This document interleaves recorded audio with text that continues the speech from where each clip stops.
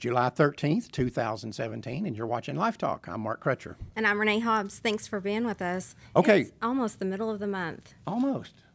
You know, Renee, the older Time you flies. get, the older you get, Yeah? you're starting to experience this. I know. Well, I know. The Well, older you especially get, with kids. the quicker it goes. Yeah, It's exactly. Amazing. It's amazing. You know, when you're a little kid, your parents tell you life is short and, time flies by. You think Take they're advantage nuts. of it, enjoy it. Yeah. Right. You think they're nuts because, if it's this time of year, you think, well, hey, it's 25 years till Christmas. What do you mean? Oh, well, and when you're in your single digits, Yeah. when you finally hit 10, you're in your double digits, and that takes forever. Right. That Exactly. takes forever. And then you want to be 20, Yeah. and then you want to be no, 30. Well, you want to skip to 21. Yeah. But And then you want to be 30, then Right. you want to be 40, then you Right. want to be 30, then you And- want to be 20. you want to go back down. That is so true. Start going back down. Anyway, too late All for right. me. Yeah. Well, My next one is 70. I know. Isn't that amazing? I Next year, know. it astonishes me. Next year, I'll be 70 years old. And what, 8 months? It was Yeah, March. March 31st. Yeah. That's amazing. Crazy stuff. I was telling my wife the other night, we've been married 46 years. I said, I can remember a time when I couldn't even imagine being 46 years old, much less being married 46 years. 46, you yeah. know. Yeah. But to the same person. I know. That's the deal. Well, I know a lot of people that have been married 46 years to like 3 people or 4 people, but Yep, you're a testament, though, to what God wants. to stick-to-itiveness Well, that, and patience. I have had to be Well. very patient. don't we all? I mean, I've been married for 18 plus years, and I've had to be very patient, too. Yeah, right. Love you, honey. Let me tell you what, my wife is the one that's had to be patient. Yeah. Don't give me that look. I know Okay. you agree with that. All righty. All right, let's move on. Let's move Charlie on. Gard. Charlie Gard. We've brought this story to you guys several times now. Well, a couple of times. He's a little baby in England. He's a little baby in England. He's got a problem that they're not even saying is life-threatening, but Well, they're going to kill him. Well, they are saying it, but now the doctors have done an MRI, and they have found. Let me get my notes here. Okay, well, let's tell people why this is important today. Okay. This case is in the courts in England today. Yeah. They're going to make a decision. No, they're not actually. They're not gonna. They're going to make a decision, but they want to fly somebody in from New York, a doctor, a specialist, to discuss what he knows about the treatment that he can get here. And so the judge said that they're going to have to put it off. But and for people, again, that aren't familiar with this case, this little baby has a problem. The parents want to treat the baby. They want to take the baby home. They would love if The courts won't let them. Yeah, and well, it's the hospital. Well, it's the courts and the hospital won't let them. Right. They say that him dying with dignity, human dignity, in the hospital is what where he should be. He doesn't need to go home to be in a loving environment with his parents. But doctors here in America are saying they might be able to treat him and save him. They could, and they've raised over $1 million like $1.7 million to transport him. Yeah. And the courts are refusing to let these parents have their own child Right. to get him medical treatment. Right. This is an obscenity. Yes, it is.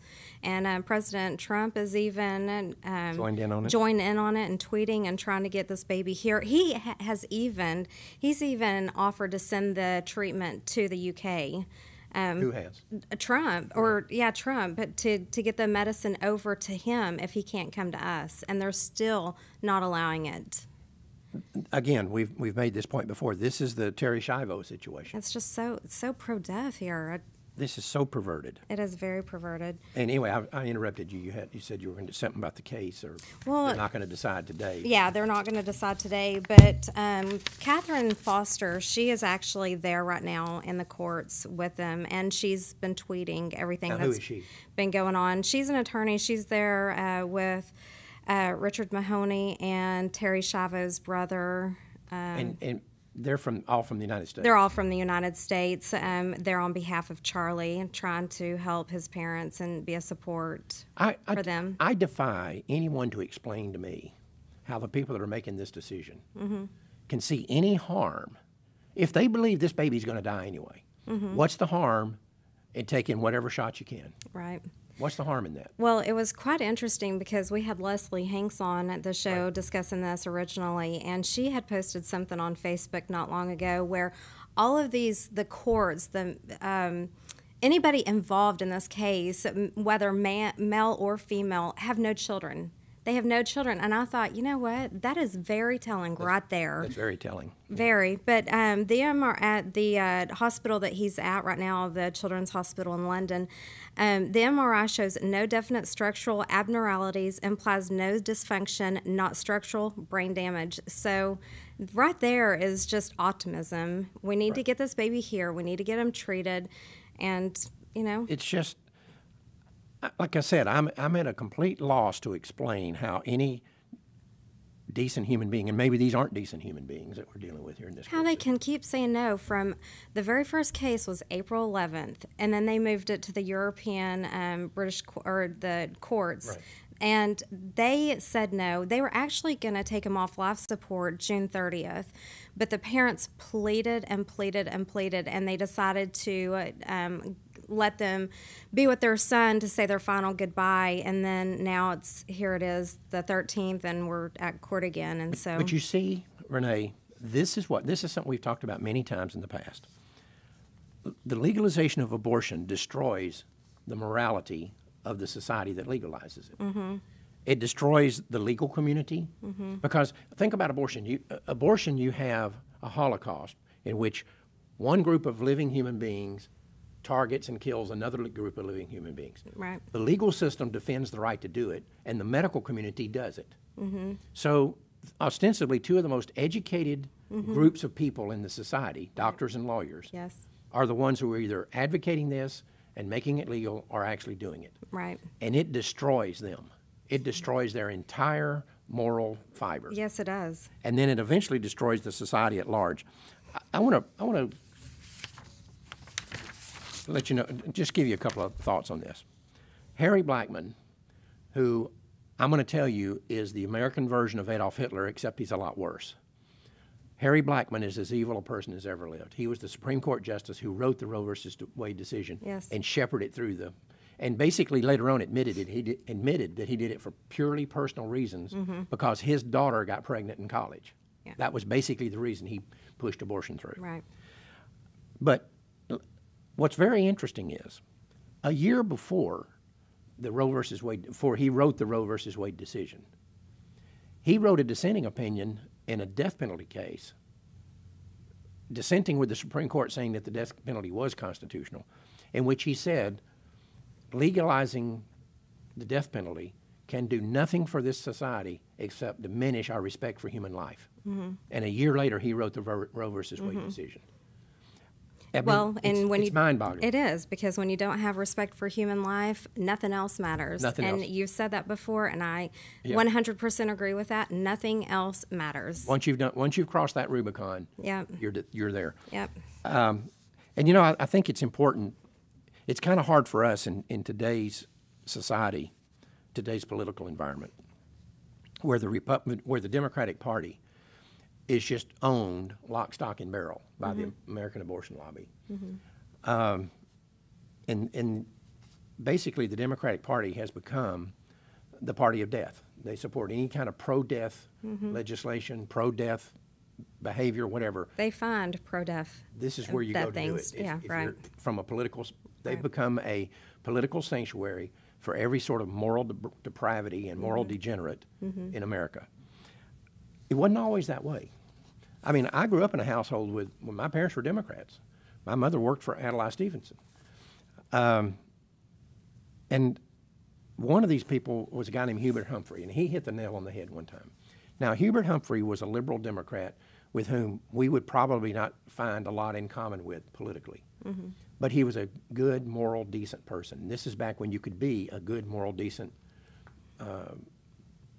Democrat on the national scene. I mean, he ran for president as a Democrat. And he said one time, a nation will be judged by how it treats those in the dawn of life, those in the twilight of life, and those in the shadows of life.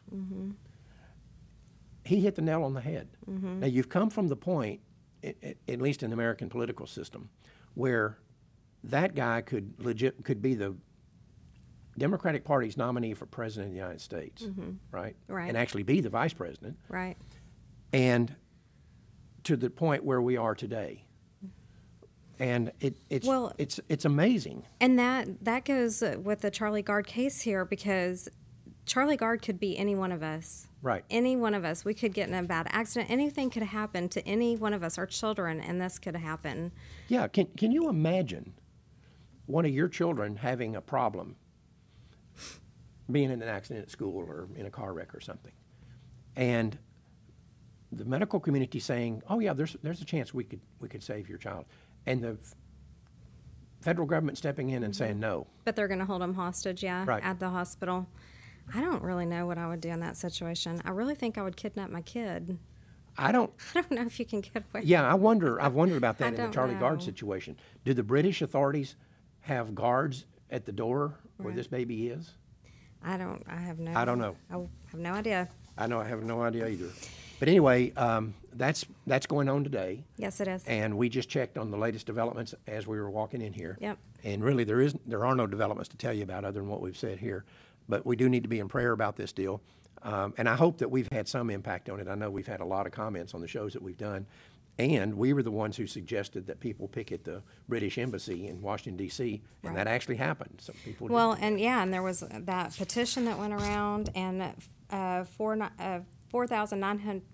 490,000, people actually signed it and got it sent over there, which is amazing. So thank you, everybody that has signed that. Right. Anyway, we like to think we're doing our part as much as we can, but it is frustrating for us, and I can't even imagine the level of frustration for those parents. I just cannot imagine. Well, 'Cause I'm like you. I don't know what I'd do. They stormed out of the courtroom, from what I know, from what Catherine was saying, and then they went back in, and the judge actually understood why they did that, because of the frustration and just the, the intensity that's going on. But again, this is what happens when you legalize abortion. Yep. Now, a quick update. There was a lawsuit brought against the University of Minnesota over the use of fetal tissue for research. The tapes that David Leiden did clearly, without any doubt, showed that they were buying parts of babies to use in medical research, which Minnesota law prohibits. They denied that, and when they went to court, then it was dismissed because they didn't have the proof until afterwards, after the case, and then the emails started coming out, it looks like. And now the Thomas More Society is asking that the dismissal of that suit be set aside. So we need to be following that. But this is related to this marketing of baby parts. And, we were the group that started that. I mean, we started this with our investigation, and then David Leiden picked up on it and did his investigation. The only difference between you and David, is the internet, social media. Yeah, we all of didn't have that option when we That's did right. it originally. But nonetheless, we started this thing. But despite that, I want to leave everybody with a thought here about this baby parts thing.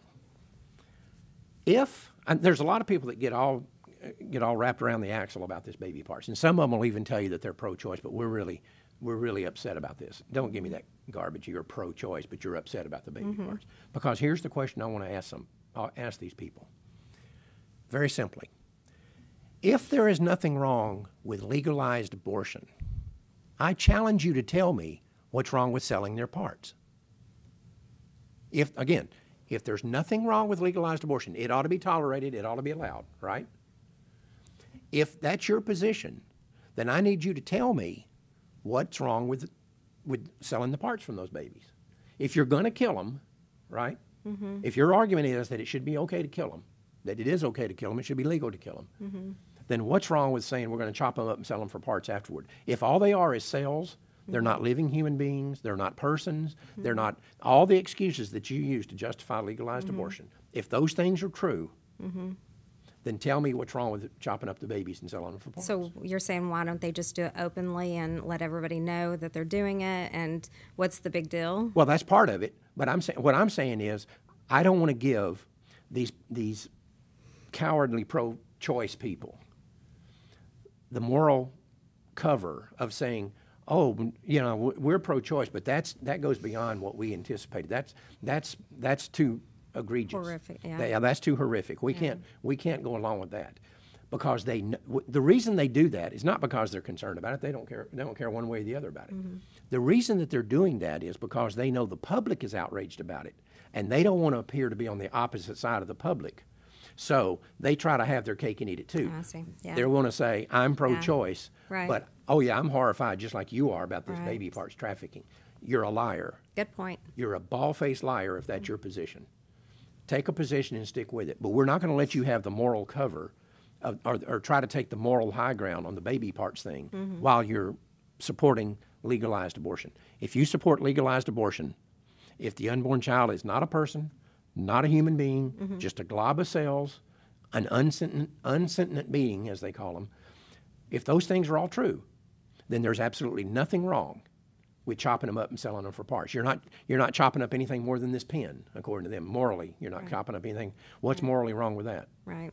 And so we cannot allow them to jump on the pro-life moral high ground when it suits them and when it's convenient for them. So if you've got somebody out there that you know who takes this position, hold their feet to the fire. We cannot let them start jumping onto the pro-life position just when it morally suits them, or when it actually doesn't morally suit them, it politically suits them. That's what they're doing. Make no mistake about it. Anyway, do you have any comments or anything you need to No. go over? No, I mean, just send in your comments, questions, suggestions to us. Yep. As normal. Yep, because that's how we get the information that we need to do shows, and we want to, again, we've said it before, we're trying to be a service-based entity here at Life Talk Live on Facebook Live and YouTube and all the other places where we are. We're a service to you. We're a service of the people that watch the show. And so in order for us to be the best servants we can, we've got to know what it is you want. So send your comments to Renee, send your questions to Renee. If you have an idea for a story that we're missing, something is happening in your community that may or may not be happening in the rest of the country, I'll tell you something. If something's going on in your community, but it's not happening in the rest of the communities, the rest of the country, it will be eventually. So just let us know about those things, and we'll try to do information about it, trying to get the information out as best we can. Remember, what we're trying to do here is we're trying to be the conduit through which information flows about the pro-life movement besides the secular media. Because if you're getting your information from the secular media, you're getting your information from the enemy. And if you think they're going to tell you the real story of the things that go on in the pro-life movement, you got to believe in the tooth fairy to believe that's true. So again, that's what we're trying to do is to be that conduit so information can flow. And sometimes we have the information and we put it out. Sometimes we don't. You've got it. So you got to let us know. Please keep baby Charlie in your prayers this evening. Absolutely. And keep his parents in prayer. And prayers, yeah. You know, his parents may need the prayers more than he does. You know, It's true. because if, let's say that he doesn't make it, they are going to, and they're going to live with this for the rest of their lives. Yeah. So his parents need prayers as well. Anyway, that's all the time we have. Until the next show, remember, Life Dynamics is not here to put up a good fight. We're here to win, because that's how the killing stops. We'll see you next time.